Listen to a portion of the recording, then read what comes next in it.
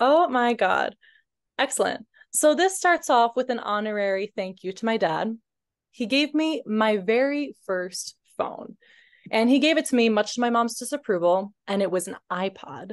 It looked a little bit like this by the time I was done with it, but it was utterly magical. It glowed and it made noises, and it showed me this thing called BuzzFeed, which I consumed ravenously, as you can see here. And BuzzFeed gave 10-year-old me the most reliable news. And I'd spend hours on YouTube learning all different kinds of swear words. I would rifle through celebrity gossip as if it were classic literature.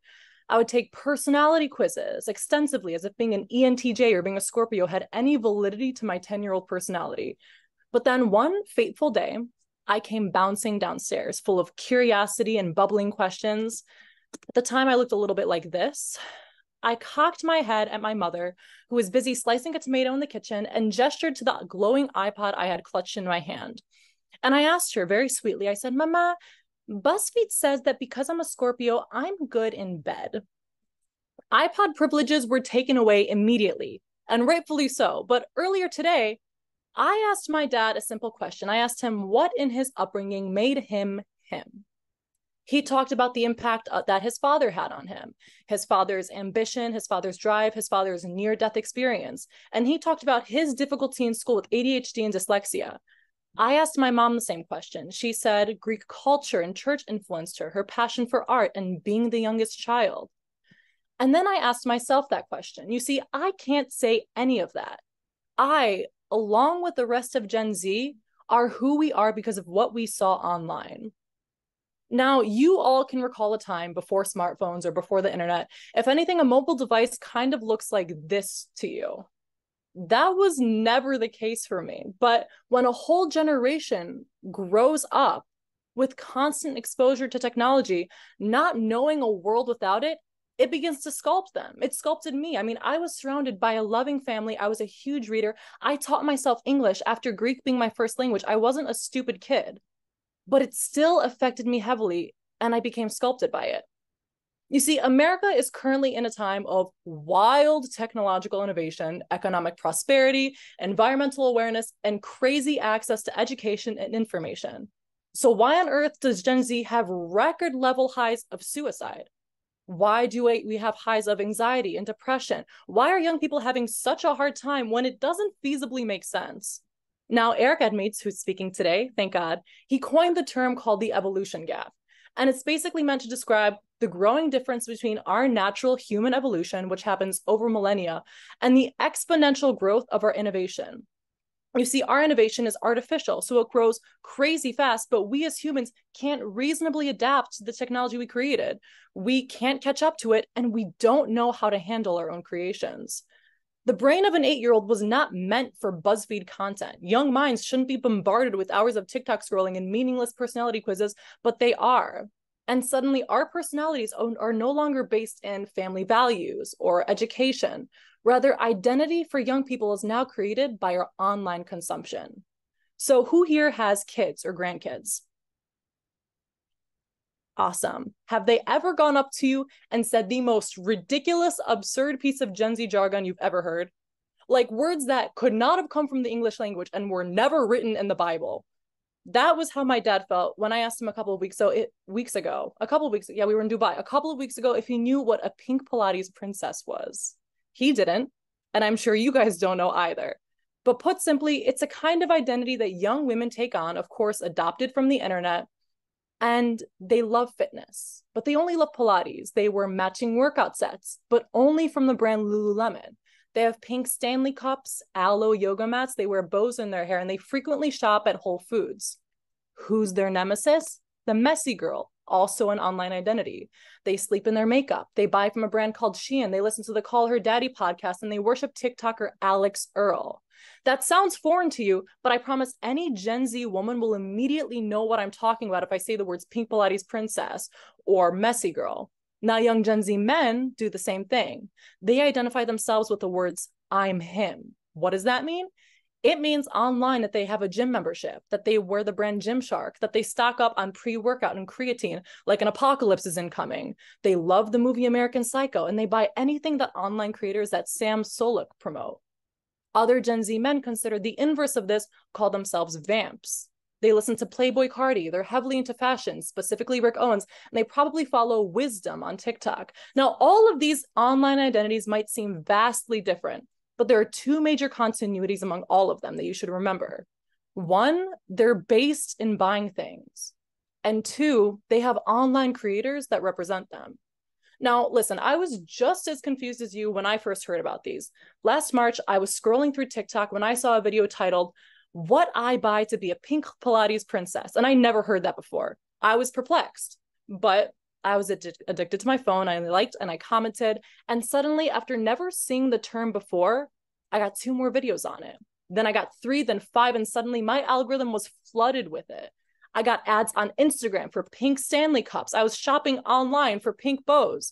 And that's the danger about young people finding their identities online. These identities are not rooted in personal experience. They're not created because of your Greek culture or your dad's ambition. They're created by advertising companies. And they're made for young people to tie their sense of self to their products. And it works. You see, Lululemon, for example, has always been popular among young girls. But around a year ago, I noticed it lost its popularity. Girls weren't wearing it out as much. People weren't talking about the brand anymore or offering recommendations.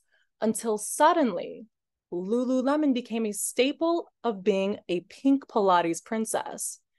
That exact moment that trend resurfaced, the brand exploded all over again. I made a video about this on my TikTok talking about how young people don't spend money to experience, but rather to embody. And these are the videos. Hopefully you'll be able to hear them. Young Western women do not spend money to experience, but rather to embody. Your purchase of a new workout set is not just clothing, but rather the representation of a lifestyle of health. Maybe you'll buy a new water bottle, surely a Stanley cup, and some new shoes to pair with it. Anything that plays into that fantasy of fitness will be bought, and shortly thereafter, you'll leap into the identity of a gym girl. And then here. We try on stereotyped labels like costumes, shedding our skin every few months according to the trend cycle. We call them our eras, just another trendy way of highlighting the fleeting nature of our identities. Our sense of self is tied to materialism and what purchases make up the newest aesthetic. Purchases that only worsen the nation's epidemic of overconsumption. Now, that might sound crazy, but my video... Young Western women do not spend... There we go, sorry. My video got over 1 million views. And I had tens of thousands of comments of young people agreeing. You see, when America is currently quite economically stable, we have access to education and information, widespread civil rights, young generations have nothing left to do but consume. And online consumption is so heavily marketed towards us that it becomes an identity. You will see young people tie their sexuality to products like, oh, well, I'm gay, so I get a pink drink from Starbucks and I own Nicki Minaj merchandise. Or they tie their identity and consumption to their mental illness. I'm depressed, so I shop at Hot Topic and I eat depression meals, which were also coined online. Generally, Gen Z uses their consumption as an indicator for their identity so they can attract like-minded people. But consumption is no longer considered the singular products you buy. Think about it as a web of multiple things working in tandem. Here is kind of how the things work together. Oh my God, I love your Brandy Melville one size fits all soft grunge aesthetic. Girl, I love your ethereal fairy Lower East Side manic pixie dream girl fit. Yes. Oh my gosh, your fit is giving sophisticated crunchy anthro mom in the best way, girl. Oh my God, I love your hat. It's giving pygmy girl bandwagon fan, only been to one baseball game in her life. Oh my God, I love your coastal grandmother's daughter's mother's cousin look. It's awesome. Oh my God, I love your Brandy. Oh my God, I can't escape it. There we go. Now, I get that that doesn't make any sense, but let's focus on that last kind of word they use, the coastal grandmother, granddaughter, the whole coastal grandchild thing.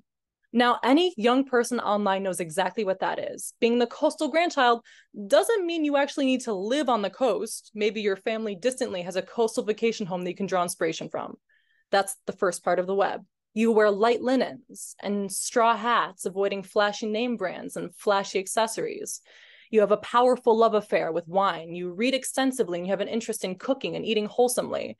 You're someone who has the money to spend on simple good things. It's an understated wealthy person dress up. But young people who work minimum wage, who put on this costume online, are not it authentically. Rather, they might have connected with one aspect of it, usually the fashion style, but then online algorithms profiled them and fed them more aspects of this identity until it created this web. It's the perfect starter kit for a teenager with no sense of self, curated by advertising companies. And in the middle of it is the Gen Z spider, eternally hungry for more products to consume so they can add it to the web of identity. But what does this mean for you? About a month ago, I was at a dinner with about a dozen very impressive people, and we were all talking about Gen Z. One man was expressing his hesitance when it came to employing Gen Z. I mean, they are lazy, apathetic, difficult to motivate. I've heard the same sentiments from Sandy, who notoriously hires young people, along with many other employers. Here's how you navigate Gen Z in a way that makes sense. You can split up this generation into two groups: consumers and creators. Consumers are what I've spent the past 5-10 minutes describing. It's majority of the generation. They're constantly trying to find their identity, but they're aimless. They cling to materialistic labels to give them a sense of self. In essence, they are your buyers, but only if you know how to reach them. Remember the two continuities I mentioned about online identity? That they're based on buying things and they have online creators representing them. Then comes the creator category. A creator is not a celebrity, not even close. A creator is a young person who has their roots almost entirely in social media and creates content for a community as a result. The size of the community doesn't matter. They can be 1,000 or 1 million followers. All that matters is that their content is consistent. If you want to employ a Gen Z, I suggest you look for creators. Scan their social media. Are they consistent, high quality, and valuable? That shows that they have the internal motivation and discipline that most of the generation lacks. But here's the real value of creators. They know their audience.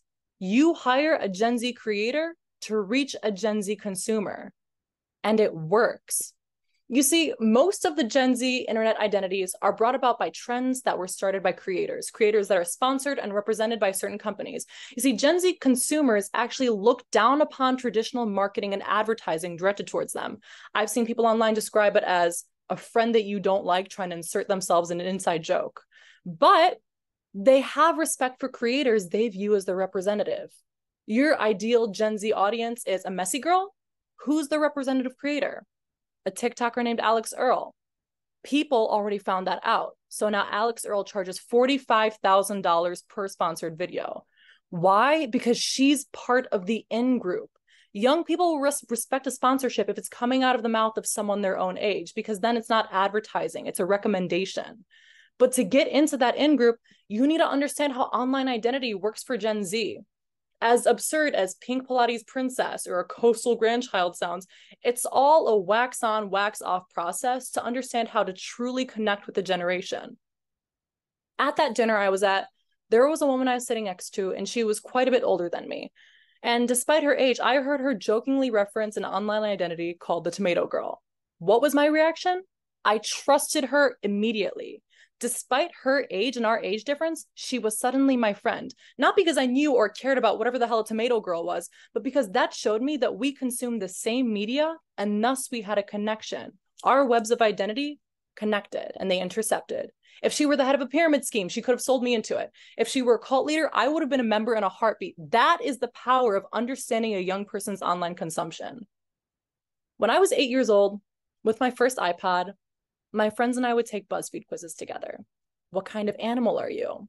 Are you a dragon or a unicorn? What kind of slime are you? I was crunchy slime. And the moment I found that out, I begged my mom for the next month to buy me crunchy slime because I felt like that was who I was, because BuzzFeed told me that was who I was. This trend of associating our identities with material starts young, and it only gets stronger when we get older. When Eric Edmeades, probably the next speaker, talks about the evolution gap, he's right. We don't know how to handle our own creation. In the same way technology connects us to the world, it connects the world and the worst parts of the world to us, to young generations, to your kids, to grandkids, to me. And I just told you exactly how they do it. You see, influence by definition is not a bad thing. It's simply that all the wrong people know how to do it, and all of you are not the wrong people. Gen Z might be the future, but we're sculpted by the present. And those who sculpt the present are people like you. Coming from both 10-year-old me with her first phone and 19-year-old me now, only now seeing the effects of it, I'm asking you all to make that change, because each and every one of you have decades of experience to impart on young minds, knowledge that will provide more value to their blossoming identity than whatever a pink Pilates princess is. Put some substance in an online world that's full of BuzzFeed quizzes. You all have a message, and I can tell you how to have the reach. But oh my God, for my sake, stop another 10-year-old from asking their mom if they're good in bed because they're a Scorpio.